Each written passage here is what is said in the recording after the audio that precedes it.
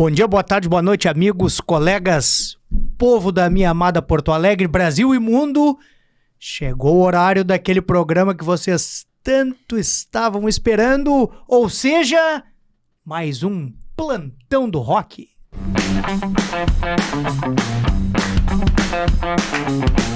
Hoje, o pai dele já esteve aqui, como sempre, um convidado especial, porque a gente só traz pessoas muito especiais aqui para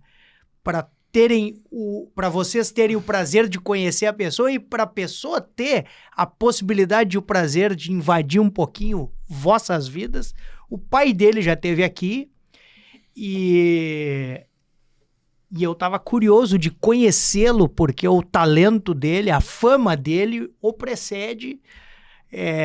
Embora jovem, é um músico muito famoso aqui do Rio Grande do Sul, muito requisitado e uma referência como instrumentista, mas claro, principalmente no instrumento que ele mais resolveu se dedicar. E eu tô falando do Marcelo Caminha Filho. Mas credo. Já começo agradecendo, Jeff, por abrir as portas aqui do podcast, do programa, para vir conversar contigo, mostrar um pouco do trabalho. Tu não tem que agradecer, teu pai é um irmão e, portanto, tu é um sobrinho. Isso aí. E, falar com o pessoal aí, obrigado por assistirem o programa e espero que gostem do trabalho aqui. Cara, de que época pra frente tu te recorda do teu pai tocando? Nossa. Sempre? Tu não tem o recorte de quando tu não te lembra? Ou tu tem um recorte? Não, a partir de tal período eu me lembro dele tocando. Como é que era o teu pai no dia a dia? Ele é um cara que tá sempre agarrado no instrumento, ele tinha o momento dele. Como é que era isso na tua visão? Porque às vezes não é assim, sim, né? Sim. Às vezes nem é tanto assim, e a criança... Eu queria a visão da criança, Marcelo, sobre o pai.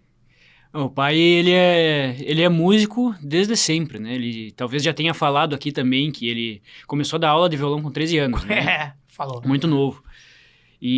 Mas é formado em veterinária, então ele sempre teve essa ligação com o campo, com a propriedade de uma família, lá na Estância da Vertente, em Lavra do Sul e tal. Sempre teve essa vida dupla, né? Mas que no fim é uma coisa só, porque a música que ele toca representa essa cultura nossa daqui, a cultura do campo. E eu, desde pequeno, olha, tem registros com meses de idade no palco com ele, dele subindo no palco dos festivais para ganhar algum prêmio, para tocar, Então, eu sempre acompanhei essa vida musical dele desde sempre, assim.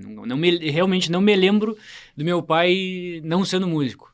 Mas em casa, assim, uma coisa que eu trago pra mim é que ele sempre foi uma pessoa muito metódica, muito disciplinada. Então, tem um horário de tocar, horário de trabalhar e o horário de não estar com o instrumento também, porque esse distanciamento faz com que a gente queira voltar, né? Queira...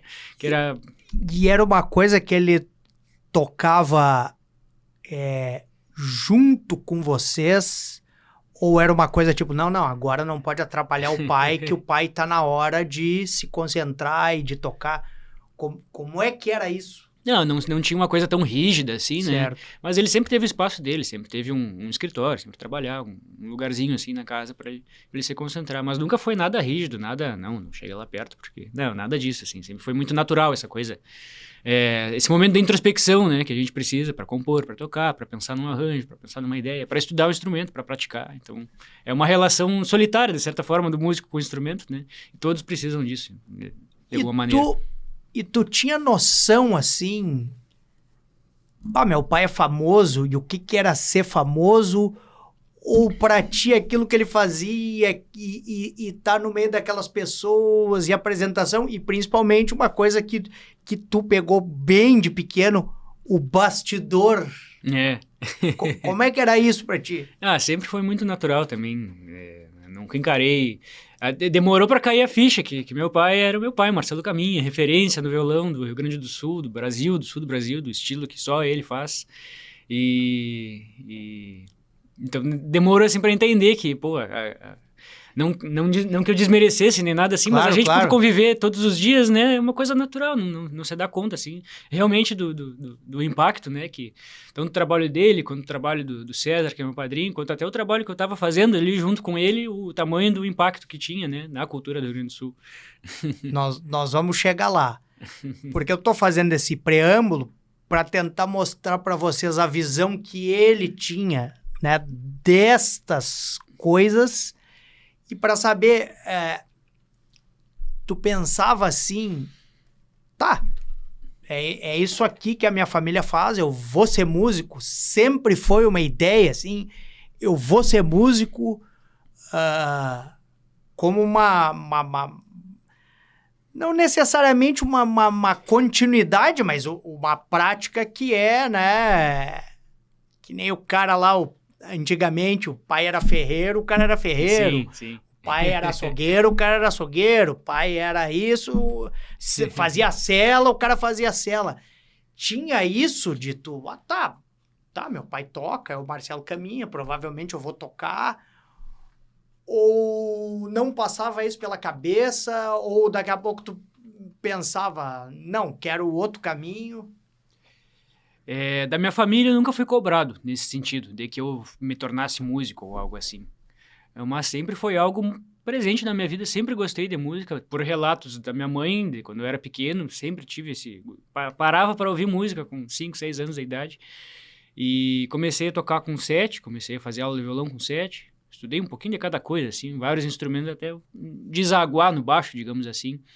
Mas tem caminhos que a gente não escolhe, mas que são para os quais a gente é escolhido, eu diria assim. Então foi uma coisa para o qual eu fui me encaminhando e virou a minha vida, né? Bom, a gente estava conversando, estava me contando antes do programa que vocês vieram em definitivo para Porto Alegre quando tu estava com 5 anos. Tinha 5 anos, exatamente. E agora tu tá nos contando que começou a aprender violão com 7. Já estava aqui em Porto Alegre. Já em Porto Alegre. Foi uma coisa que tu pediu, eu quero aprender violão, ou tu nem te lembra, assim, daqui a pouco tava fazendo aula? Se eu não me engano, eu comecei a mexer nos violões do pai em casa, comecei a tirar alguma coisinha, o ouvido vai despertando, né?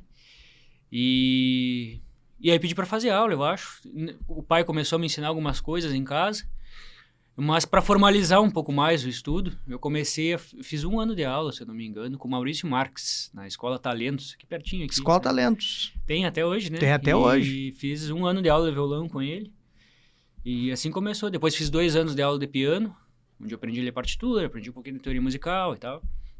Coisas que ficaram para sempre, assim, na minha vida. Até eu fazer o vestibular de música eram as coisas que eu tinha aprendido lá atrás. E aí estudei um pouquinho de percussão com o Fernando Duó, que foi Grande Fernando Duó! Tá por aí ainda? Tá morando lá no Rio Sul. Eu vejo ele bastante com o Frank. Sim, vejo ele sim. tocar de vez em quando com o Tex-Mex. Cara, o Fernando é um ídolo da percussão, assim, uma grandíssima referência da música como um todo aqui do Sul, né? E foi meu professor por 2 anos e pouco, assim, me instruiu na parte rítmica. E foram com esses instrumentos que eu comecei a trabalhar profissionalmente, depois com meu pai. Ele como professor é bem humorado e tranquilo, assim, como ele é... cara, as aulas... Como artista? Porque imagina, eu fazia aula com ele com 10, 11 anos de idade. Ele tinha uma paciência, tinha uma didática para me ensinar uma criança, né? E ensinar uma criança de maneira séria, sabe? De também não ser apenas lúdico, sim, mas realmente conseguir direcionar, e ensinar, e fazer aprender, e fazer crescer. Sempre, foi um grande mestre, assim, que eu tive. Memórias que eu carrego até hoje, assim, né? Inclusive quando eu vou dar aula. E era uma das coisas que eu te perguntar, mas tu acabou te adiantando e já respondendo. Teu pai, um violonista que dispensa apresentações. É famoso nacionalmente, é um dos grandes caras. Tem um nível de performance como instrumentista muito acima da média e da curva. Dava aula desde muito cedo, tu tá relembrando e ele contou no programa. Sim, aqui. sim. Mas e ele não foi te dar aula? Ele te propôs tu ter aula com outro professor? Ele começou a me ensinar algumas coisas, E dava certo ou tu já... Ah, não, isso aí... Não. É que dava certo no início, começou dando certo, os primeiros passos, assim. Mas é interessante ter essa separação até da visão de pai e de professor, sabe? Porque uma criança vai acabar misturando sempre as coisas e, como se diz em inglês, take for granted, né? Vai acabar... Take for granted. Não vai dar bola, entendeu? Então, com um professor fora do ambiente de casa, tá numa escola de música, tá com um professor ali na frente, com um livro, com um método, né? Acho que acaba funcionando melhor para a criança se desenvolver, né? E levar mais a sério a coisa também, do que só ser uma coisa corriqueira dentro de casa. Então, para vocês aí que, como eu, tentam ensinar os filhos e não dá certo, vocês já viram que não somos nós, é o sistema. E aí, um pouco violão, piano, 2 anos, não é tão pouquinho assim, percussão, e aí depois? Eu estudei... Já vai pro baixo ou ainda... Passa por mais cheguei a estudar um ano de bateria com o Eduardo Baldo, na Bateras Beat, batera do Ibria.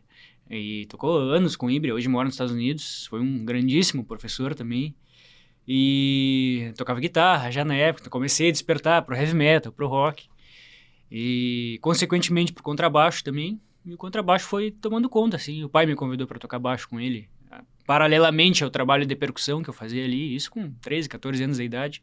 Meu primeiro baixo foi ele que me deu, meio que me empurrando assim, é por aí a coisa.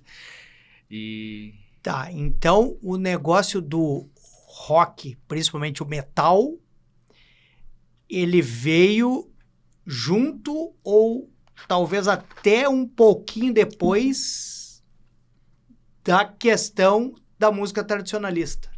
Veio depois. A música nativista, né, tradicionalista, a música gaúcha é minha raiz musical, digamos assim, porque são as sonoridades com as quais eu convivo desde pequeno, desde antes de nascer, talvez até. E ali pelos 10 anos, mais ou menos, 10, 11 anos, com os colegas de colégio, começa a descobrir Iron Maiden, descobri Halloween, essas bandas de power metal, coisa, E o baixo veio, assim, justamente pelo baixista do Maiden, Steve Harris. Comecei a ver o baixo como um protagonista, assim, num lugar onde o baixo aparece mais, onde os baixistas são valorizados, de certa forma, né? Por essa cultura do rock, tem que saber o nome de todo mundo da banda, tem que saber onde é que o cara veio, o que o cara toca, o que o cara ouvia. Essa cultura, assim, que no rock, no heavy metal, você tem. Talvez não tenha em outros estilos. E por conta desses caras, assim, daqui do Brasil, do Angra, do Felipe Andreoli, aí comecei a olhar o baixo com outros olhos, assim, e me apaixonar mais pelo instrumento, né? Sabe que a primeira vez que eu me dei conta, assim, da possibilidade do baixo, como tu disseste, ser protagonista, foi quando um amigo meu músico me chamou a atenção numa coisa... que o Michael Jackson tinha várias músicas em que a guitarra quase não aparecia. Uhum. Que o negócio era o baixo. E o centro era o baixo, né? Como o centro era o baixo e era aquela coisa do beat, né? E do downforce, e isso era muito marcante no Michael Jackson. E muitas vezes a gente passa batido e não se dá conta, né? No caso do Michael, é um gênero que o baixo sempre foi central, né? Desde ali do Motown, ali do final dos anos 60 e dos anos 70. A música dos anos 70 como um todo, né? O baixo praticamente cantando uma segunda melodia com a voz sempre, né? Muito legal. E aí, em que momento tu vai estudar baixo? Porque daí tu disseste que tocava guitarra, não te decepcionou um pouco o negócio do power chord? Porque, né? Power chord ali... tu provavelmente devia comparar com o nativismo e devia achar, mas esses caras não tocam nada. Na guitarra eu curtia, tocava Iron Maiden, tocava umas coisas assim, gostava de... Enfim, coisas de que todo adolescente roqueiro passa, começar a tirar Iron Maiden, AC/DC, Guns N' Roses. E com 12 anos eu começo a tocar baixo, o pai me dá um baixo de presente. E comecei a mexer num baixolão dele, que ele tinha em casa, tirar a minha primeira música que eu tirei no baixo. Ele tava num ensaio em casa, tava ouvindo o ensaio dele, aí terminou o ensaio, fui lá, peguei o baixo e comecei a tirar a música que ele tava ensaiando. Isso com 10, 11 anos. Aí ele já começou a ver, assim, me deu um baixo de presente. E fui estudando por conta, assim, aprendendo por conta, né, das coisas, do pouquinho que eu já sabia de música. E Aí com 15, por ali 15, 16, começo a tocar baixo com ele no palco mesmo, né? O baixo com... E tu chegou a largar o resto ou o resto ainda eventualmente te... Não, num primeiro momento sempre toquei um pouquinho de tudo, mas o baixo, desde as bandas de colégio, até sempre falta um baixista, todo mundo quer tocar guitarra. Então sempre falta baixista. E, Marcelinho, tu não quer tocar baixo? Não, toco baixo, vamos lá. E aí foi virando o baixista da turma ali. No colégio ainda? No colégio, nas bandas de rock, de heavy metal. E aí ali pelos 16 que eu fiz aulas de baixo mesmo. Fiz 4 aulas de baixo, mas minhas aulas eram com o Rodrigo Maia, um baixista, toca até hoje, acompanho o Joca Martins hoje, acompanho o Ricardo Berga, uma turma do nativismo aí. E ele, nessas 4 aulas, ia pra casa dele ali na Mariante, a gente fazia um café de tarde, uma aula de 4 horas, assim, então sentava, tomava um café, ele me mostrava uns discos, tu tem que ouvir isso aqui, tem que... Eu vi Jaco Pastorius, eu vi Victor Uten, eu vi John Patitucci, eu vi Nico Assunção, eu vi... Jaco Pastorius, rapaz. Cara, esse é um nome que eu acho que nunca foi citado no programa e a importância dele, né? A revolução que esse cara fez no contrabaixo, né? Impressionante. Assim, ó, o Jaco Pastorius é o Jimi Hendrix do contrabaixo. Ele mostrou coisas que dá pra fazer no baixo que ninguém imaginava que dava pra fazer antes. Então ele é a mesma importância que o Hendrix tem na guitarra, o Jaco tem no baixo. É um cara que foi um divisor de águas e que abriu o caminho para muita gente, para muitos solistas e compositores, improvisadores e baixistas. Frontman, né? O Jaco ser um frontman. Se não me engano, ele faleceu cedo, não faleceu? Ele faleceu em 88, acho, se não me engano, mas tinha 30 e poucos anos também. Eu não me lembro se foi acidente ou foi... A história dele, tem um documentário muito bom produzido pelo Robert Trujillo, baixista do Metallica, né? Documentário com a história dele. E pelo que conta, no fim da vida dele, ele era meio que um morador de rua, assim, lá em Nova York. Eu sei que ele chegou a ser adito acho que mais em álcool até. Isso. Ele morava na rua, assim, acabou tendo vários problemas. Aí um dia ele queria entrar num show do Santana, em Nova York, lá, os caras acharam, esse cara é um mendigo, não é ninguém. Não, eu sou o Jaco Pastorius. Né? Que Jaco Pastorius, que bateram no cara lá e o cara morreu ali, já devia estar fraco e coisa, né? Foi uma história, uma tragédia, assim, né? Um cara que... Que coisa. É. Cara, a primeira música que tu tocou no baixo, então, tu te lembra? Primeira música, lembro. Foi uma música chamada... Não sei se eu sei tocar ainda, né? Foi uma música chamada No Desdobrar das Auroras. Uma música que foi gravada pelo César Oliveira e Rogério Melo. E foi nessa situação aí. Eu lembro que meu pai estava com o Nielsen Santos, o gaiteiro que tocava na época. Eles estavam ensaiando, montando os arranjos para gravar esse disco, para gravar que depois virou um DVD também, para gravar esse material, e eu tava no outro quarto, no meu quarto, escutando assim, mano. Era uma coisinha tipo, sei lá. Mas tinha o baixista. Tinha o baixista que tocava. Uma coisa... Tu tentou copiar a linha do cara, mais ou menos, ou não? É o arranjo da música, era o arranjo de gaita da música. Uma coisa assim, uma coisinha assim. As primeiras notinhas que eu toquei no baixo, assim, eu mostrei pro meu pai, que legal, tá. Não, segue tocando. Sempre me incentivaram, né? Isso sim, me incentivaram a tocar. E foi mais ou menos por aí. Só que tu tem uma característica, cara, que quem te acompanha, assim, entende logo. Tu faz linha de baixo com várias cordas. Tu faz um acorde no baixo, o que não é uma coisa muito corriqueira de gente ver. A gente vê um baixo mais comportado, mais pragmático. Sim. E tu partiu por um baixo diferente. Como é que nasceu isso, assim? Como é que tu... E a outra, emendando na mesma pergunta, quando tu pegou o baixo e começou a tocar, foi diferente do tocar o violão, por exemplo? Foi uma sensação de, mas nisso aqui eu deslanchei mais do que no outro? Ou foi uma construção que foi vindo devagar para atingir excelência? Olha, cara, ótimas perguntas e dificílimas perguntas também para conseguir lembrar a história toda.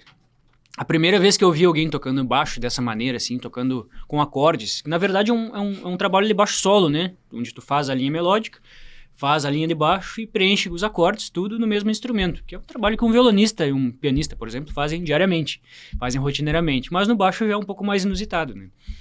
E a primeira vez que eu vi isso acontecendo foi com o Felipe Álvares, um baixista que acompanhava meu pai, tocava um baixo de 6 cordas também. E eu fiquei maravilhado com aquilo. Quer dizer que o baixo, eu posso tocar baixo sozinho se eu quiser, não preciso só acompanhar uma pessoa. E aí foi que começou uma sementinha plantada ali para começar a encarar o instrumento dessa maneira também. Por parte do meu pai, ele sempre me incentivou a tocar baixo por causa disso, por ser um instrumento harmônico, por ser um instrumento que eu poderia usar para compor, para estudar música como um todo, né? Porque até então eu tocava percussão e o baixo ser um instrumento que me abriria portas de conhecimento musical como um todo, né? Poderia mergulhar no mundo da harmonia, da improvisação, da composição. E sempre com essa coisa, não, porque o baixo pode ser um solista. Sempre falou isso para mim, assim, tu pode ser um solista, tu pode tocar de forma autônoma, digamos assim. Mas sempre toquei o baixo respeitando a função do baixista, né? E até hoje faço isso, porque tudo depende do contexto que a gente tá. Se for tocar sozinho, eu posso preencher tudo. Agora, se eu vou estar dentro de uma banda, eu vou cumprir minha função de baixista, que tem que ser cumprida, né? É uma função que só o contrabaixo consegue cumprir, que é a de preencher aquele espaço ali entre o mundo rítmico e o mundo harmônico dentro da música, né? A gente faz essa ponte. Que a conversa mais próxima com a bateria claro, é a tua. Claro, exatamente. O complemento da bateria é o baixo. Alguns dizem que a gente só ouve o baixo quando ele não tá tocando, né? Aí a gente se dá conta que o baixo faz falta. Mas quem tá no ensaio sabe a importância que tem essa conversa pro resto, porque eu quero que o Marcelo explique de uma maneira técnica isso, mas para daqui a pouco o pessoal que não acompanha, todos os outros instrumentos da banda, inclusive o vocalista, eles tocam em função do ritmo. Então, aí tem N maneiras de compassos, o 4x2, o 4x3, e cada andamento desse aí, ele tem um atraso de alguma coisa, um adiantado de uma coisa que dá a característica própria da música. Então, de um samba, de um blues, de um rock, de um tradicionalista.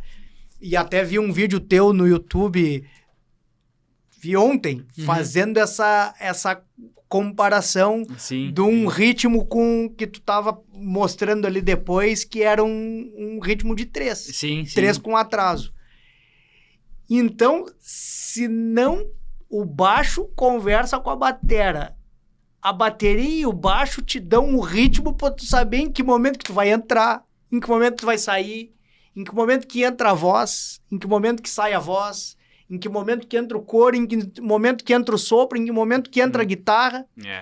Então, sem o baixo e a bateria, não tem como tocar a banda.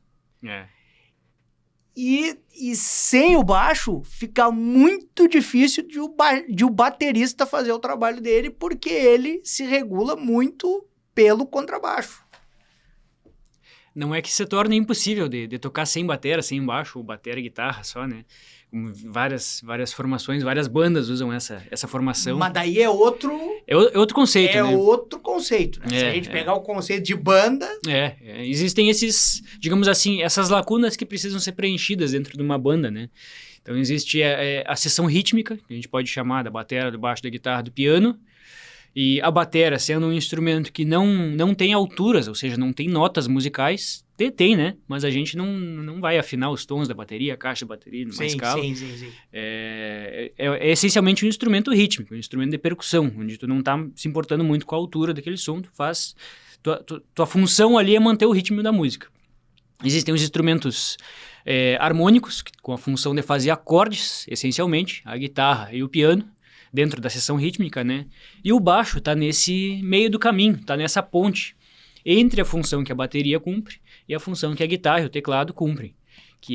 Então o baixo é um instrumento, eu considero o contrabaixo como um instrumento, quase como um instrumento de percussão, um instrumento rítmico, só que com alturas, com notas musicais. Então essa é a abordagem essencial do baixo, assim. E aí entra os sopros, entra a voz, entra os instrumentos melódicos, né? Que vão cantar a letra da música, vão cantar a melodia principal da música e fazer os arranjos melódicos em volta disso tudo. Digamos que essas são as lacunas básicas, assim, de um arranjo de música popular. Né? Quantas vezes já me aconteceu no ensaio de eu estar esperando entrar o solo, né? Entrar o solo para depois voltar com a estrofe e o guitarra tá esperando o baixista, que às vezes tá distraído, não muda a linha dele. Então vocês veem como tudo é uma interligação da história. E quem não tá no dia a dia disso não se dá conta. Exatamente. Cara, trabalho de composição. É um outro lado, assim, que indico todos os músicos para fazer, porque é uma experiência muito divertida, né? A gente achar nossos próprios caminhos para criar, achar a nossa maneira de criar, porque tem músicos que são mais intuitivos, mais improvisadores, outros que gostam de planejar a coisa um pouco mais. E minhas primeiras composições lancei em 2022, no meu álbum Caminante, álbum todo instrumental, gravado na Tec Áudio aqui em Porto Alegre, o estúdio do Marcelo Corsetti. Já teve aqui. Corsetti já veio aqui, já, legal. Vai tacar. Um abraço para ele. Gravei lá em 2022, foi meu trabalho de conclusão de curso, do curso de música da URGS também.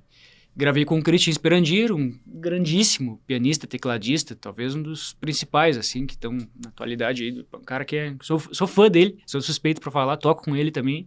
Mas é um cara, assim, que é sensacional. E gravei um disco dele no passado também, o último disco dele. E com o Rô Demor, que é um amigo meu baterista, agora se muda para São Paulo.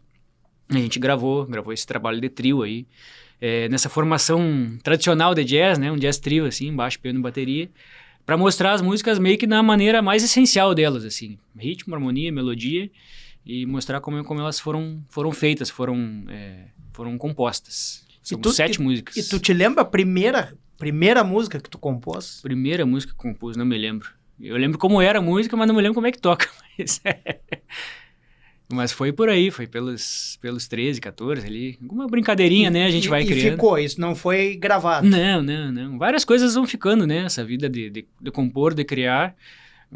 Nem tudo vai ser aproveitado, né? Quando tu compõe, tu grava ou tu já coloca na partitura? Como é que é o teu processo de fazer a sedimentação daquilo para não esquecer depois? Eu gosto muito de pensar em estruturas, né? Então, eu vou compor uma música com uma parte A, uma parte B, uma parte C, duas partes A que se repetem. Vou estruturando a forma principal da música, né? E aí eu vou preenchendo esses pedaços. Bom, aqui, de repente, eu vou experimentar fazendo uma tonalidade X e na parte B eu vou trocar para outra. E aí vou preenchendo essa estrutura maior, né? Com um trabalho mais minucioso dentro desse planejamento. E às vezes vou para outro lado, né? Mas tu vai registrando, porque depois tu tem que gravar. Não, em geral eu gravo primeiro, no celular mesmo. Cada take tu tem que... Se tu vai gravar no estúdio mesmo... Sim. Cada take... volta lá. Tu tem que voltar e fazer igual. Então tu tem que ter, né?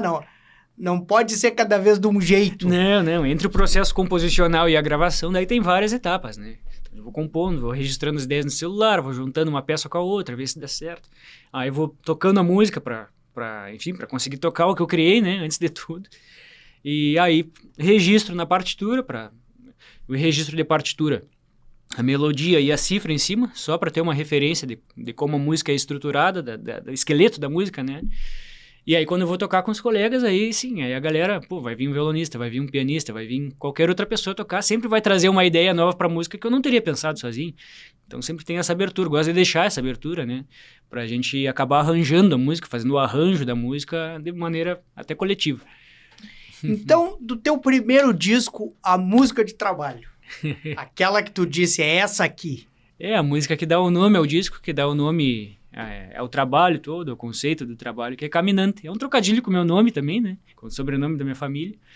Mas essa ideia, assim, de estar sempre em movimento, sempre aprendendo, sempre com os ouvidos abertos, né? Para deixar que essas influências musicais vão nos guiando e vão nos transformando como músico, fazendo a gente crescer. E sai? Sai aí? Olha aí, ó, que privilégio nosso.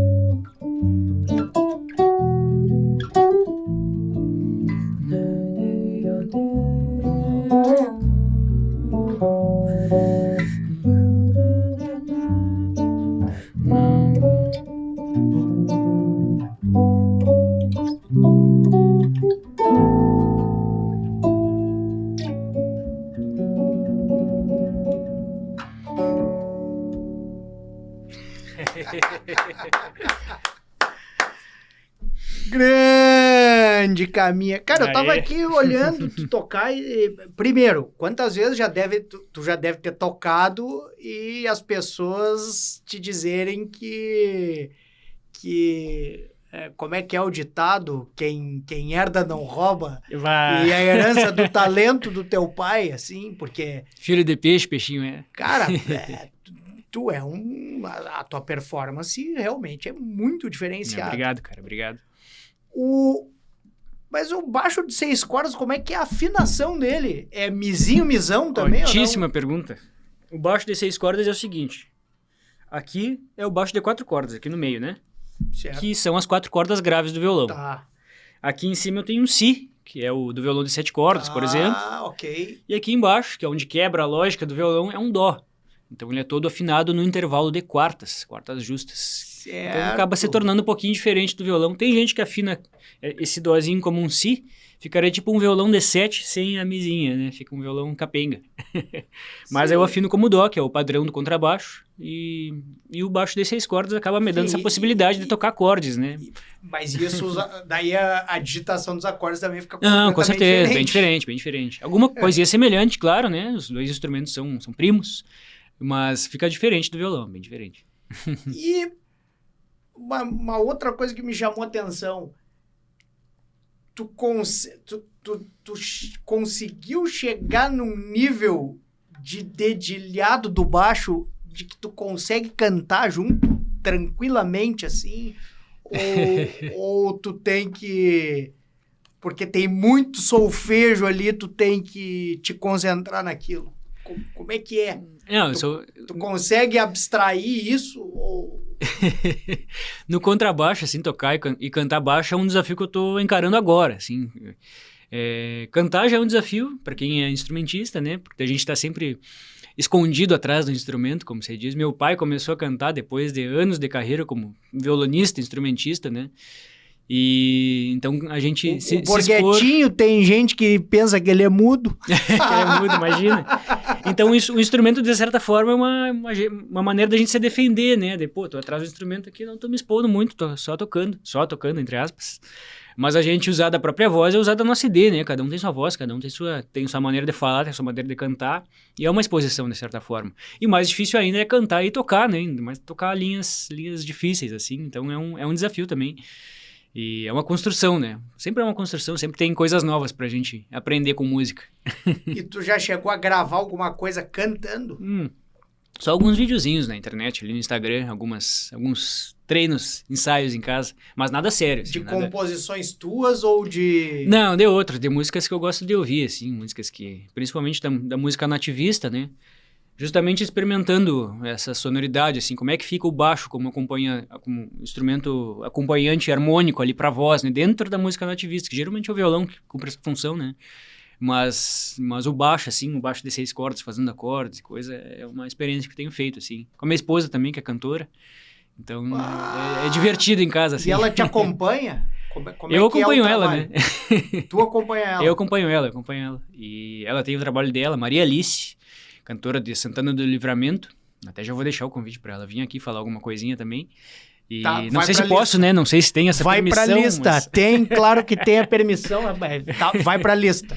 E agora a gente está se preparando amanhã para ir para a Estância da Vertente, que é a Estância de uma Família, lá pra gente gravar um material de contrabaixo e voz, tocando e cantando clássicos da música nativista, aí 5 músicas, um EPzinho, assim. Ela foi pra linha do nativismo também. Sim, ela também vem dessa base da música gaúcha, né? Também por ser do interior, de Santana do Livramento, uma cidade gauchíssima, né? Tá. Campeira. E ela vem dos festivais mirins que tem dentro do mercado da música nativista, da realidade da música nativista, tem os festivais de crianças e muitas cantoras e cantores começam nesses festivais para depois também chegarem à maturidade com uma carreira profissional com anos já de background já cantando, né? Então eu vou te botar numa roubada e queremos ver uma palhinha do Caminha tocando e cantando. Olha só, será? É uma música do meu pai, que um parceiro nosso, Pepeu Gonçalves, gravou, mas é uma letra do Mário Quintana, uma poesia do Mário Quintana que ele musicou. Então é uma música que eu gosto muito, ele às vezes nem lembra dessa música. Tu conhece essa música aí? Claro, né, pai? Claro que conheço, adoro essa música. Então é Autorretrato o nome dela.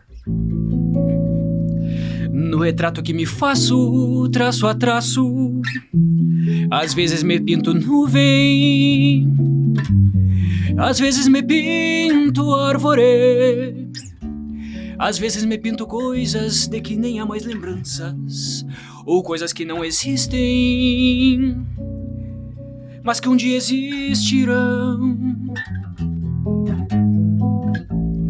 No retrato que me faço, traço a traço, às vezes me pinto nuvem, às vezes me pinto árvore, às vezes me pinto coisas de que nem há mais lembranças, ou coisas que não existem, mas que um dia existirão. E nessa lida em que busco pouco a pouco minha eterna semelhança, no final que restará é um desenho de criança corrigido por um louco. E nessa lida em que busco pouco a pouco minha eterna semelhança, no final que restará é um desenho de criança corrigido por um louco.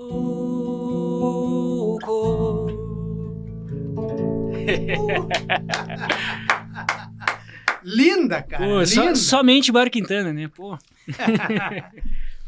E de todas as tuas composições, tem alguma que tu ache que te toque mais do que as outras? Porque eu imagino que cada composição, eu não sou compositor, mas eu imagino que cada composição tem uma história de a pessoa depois lembrar o que estava fazendo na hora que teve a ideia, e que sentimento que veio para fora para amadurecer, qual era o recado que a gente queria dar, em que a gente estava pensando.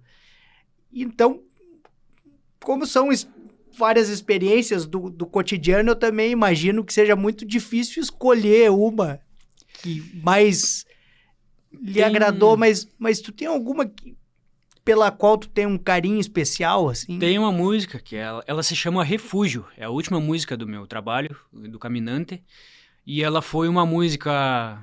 por 2 motivos, né? Eu gosto dessa música, tenho um carinho por ela, que ela foi uma música composta na pandemia.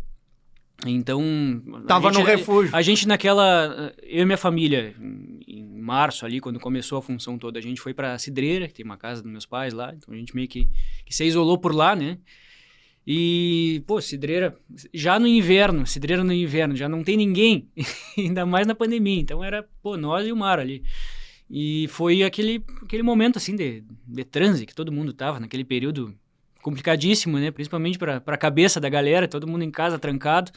E a música acabou sendo de fato um refúgio para nós, né? Foi uma ferramenta de paz espiritual naquele momento ali. E foi a primeira música que eu compus para contrabaixo solo. Compus no baixo de 6 cordas. E uma música feita para esse instrumento, né? Eu toquei a música Caminante aqui agora. Ela não foi composta assim, foi gravada com mais gente. E ela é uma redução, digamos assim, né? Uma redução da música, da obra total, para eu poder tocar ela, apresentar ela, né? Pelo menos. Mas essa música Refúgio, ela é uma música composta especificamente para o baixo. Se quiser, posso tocar um pedacinho. Claro! Tá.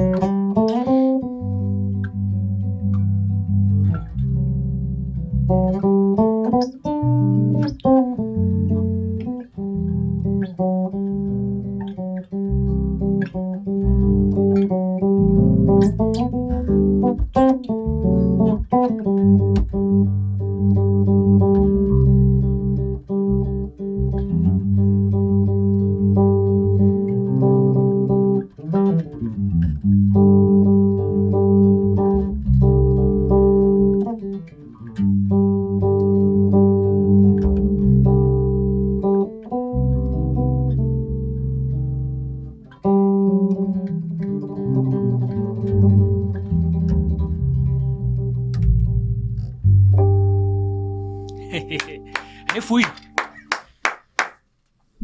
Uma pergunta, foi daquelas composições que tu fez numa tocada só ou foi...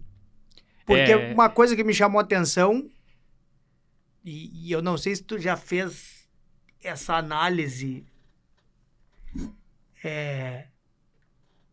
essa análise psicológica da música, exatamente porque tu disse que ela tá nesse contexto, mas ela começa com um elemento de chorinho ali, e ela vai indo, e ela vai indo, e ela começa depois a colocar uma brasilidade, né? E aí depois ela tem um elemento ali, parece um rock meio progressivo, assim.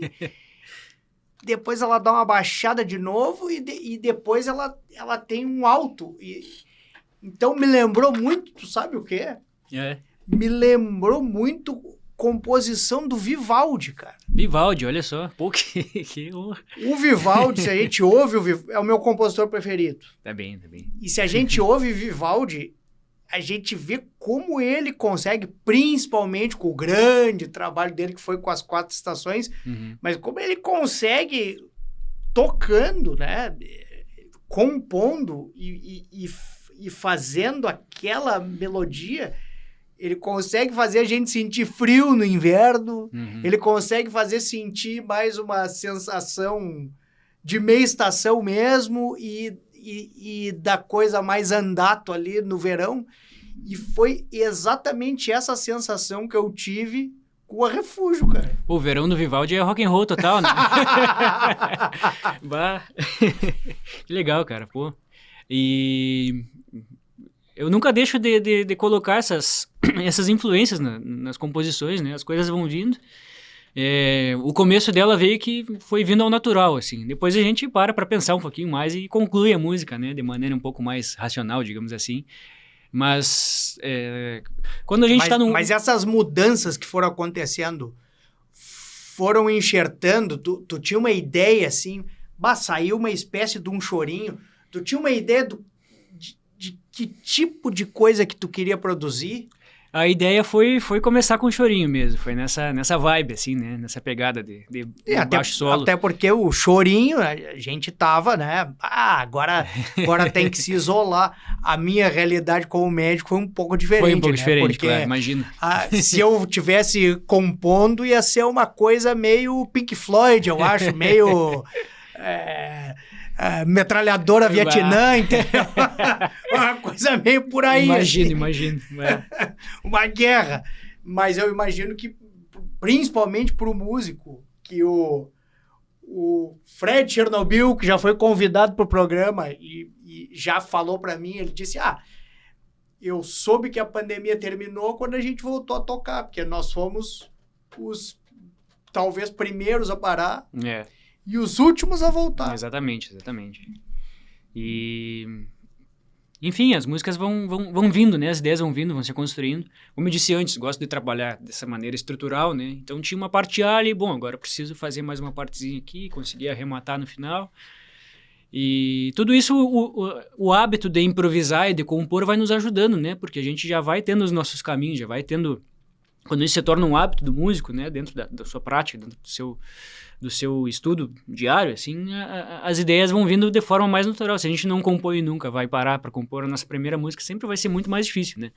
Então, ter esse hábito, assim, criativo dentro da prática musical, eu acho essencial, assim, para seja só por tocar, ou seja para quem quer, de fato, se tornar um compositor, ou gravar suas músicas, lançar suas músicas.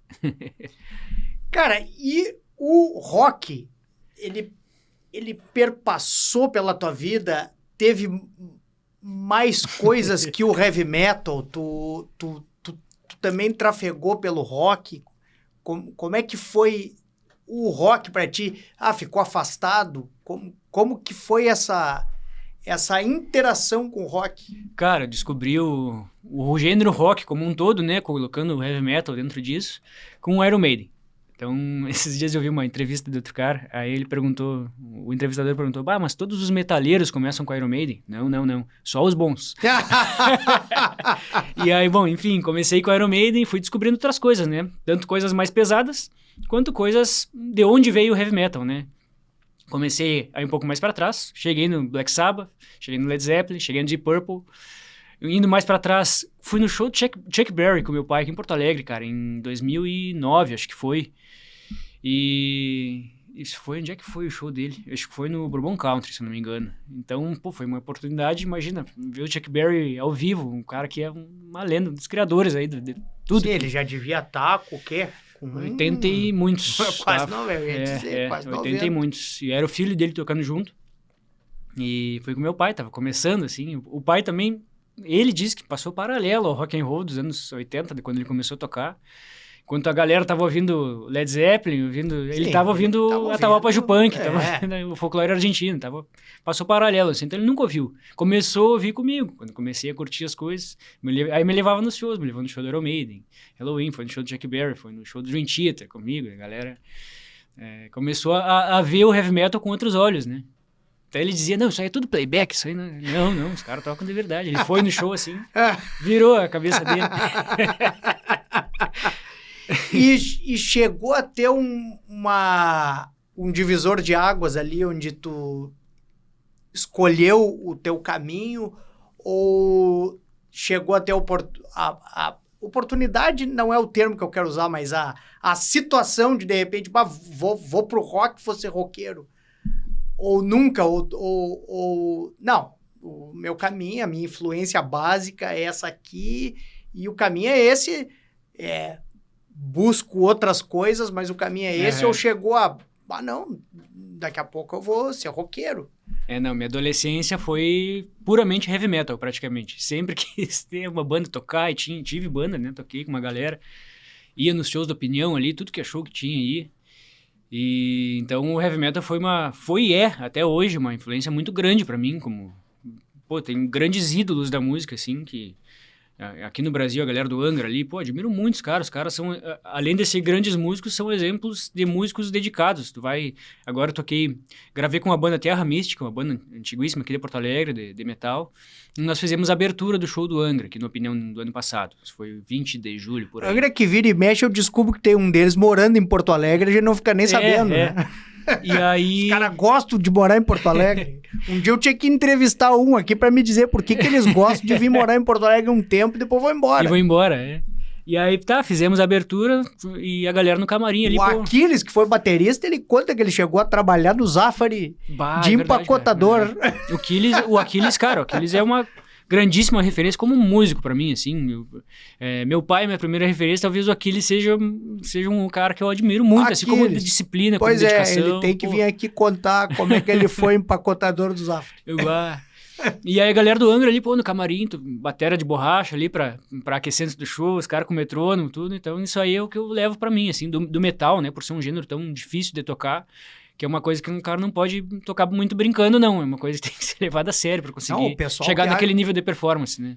Não, a guitarra solo, a guitarra, como a gente diz, a guitarra que faz a base e a harmonia ali até é mais, né? Eu não vou chamar de tranquila, porque os metaleiros vão querer me bater, mas é uma guitarra que tu pode despender de menos recursos. São menos desafios. A guitarra solo, a 190 BPM, tudo muito rápido, né, não cara? tem como o cara... E as linhas de baixo também, principalmente desse gênero, assim, dentro desse gênero, né? Coisas com two hands ali, com tapping, com muita coisa para estudar, para aprender dentro disso aí, foi uma das minhas bases também. Até hoje, então, ano passado, gravei o disco com Terra Mística, que é uma banda do coração, uma banda de metal aqui em Porto Alegre que mistura o metal com essas influências do folclore latino-americano como um todo. Então são dois amores que eu tenho que se juntam numa banda só. Um dos guris ali me convidou para gravar o disco e, vou me sentir vi os caras quando eu tinha 12 anos ali, abrindo um show do Angra também. E aí, anos depois, pude gravar com eles agora, lançar esse terceiro disco da banda. Então, deixa eu ver se eu entendi. Tu tem o teu trabalho solo, que, aliás, quem quiser te contratar, como te acha? Hoje é Instagram? Instagram, WhatsApp. E o WhatsApp, quer deixar o número? Pode ser, 519-9914-6443. Ou tá ali no Insta, me chama no Insta. 9914-6443. Bom, então tá com o trabalho solo, tá com o trabalho com a esposa, tá com o trabalho com o pai, tá com o trabalho... Meu trabalho principal é com o César Oliveira Rogério Melo. César Oliveira Rogério Melo. Eu tô mensalmente, semanalmente viajando ali com eles. Mas nunca deixo de fazer outras coisas, né? De estar tocando com uma galera. Não consigo fazer uma coisa só. Eu gosto de tocar coisas diferentes, de tocar gêneros diferentes, de estar sempre aprendendo e conversando com músicos diferentes, assim, que a gente aprende muito. Cara, eu quero te agradecer muito por ter vindo ao programa. Tá louco, cara. Quero te entregar a singela lembrancinha do Simers aqui. Em breve, a esposa estará aqui para nos contar essa história sob o ponto de vista dela, né? Sobre o ângulo de visão dela. Te agradecer muito, passar as mãos na lembrancinha, providenciada, singela, mas providenciada com muito carinho pela nossa produtora Cláudia Fleury, em nome do nosso grande presidente, Marcelo Matias, que, como eu sempre digo, foi o grande criador do canal do Simers. Que legal. Sem o qual não estaríamos aqui. Muito obrigado. E o que eu ia te perguntar é... Eu abri o presente, que é feio. Deve. Não abri, né? Escredo aí, que bonito. Vai ser usado. Geralmente o pessoal diz, pra composição. Perfeito, sem linha, hein? Não. Eu escrevi as letras. Muito bom, muito bom. Muito obrigado. E eu queria saber com o que nós vamos encerrar. Temos que encerrar com um som, de escolher alguma coisa? Não, vamos ver o que tem. O que tem no HD. Deixa eu pensar aqui. Vamos tocar o segundo hino do Brasil, então. Que é o Carinhoso, né? Pô, Pixinguinha. Também um arranjo de baixo solo.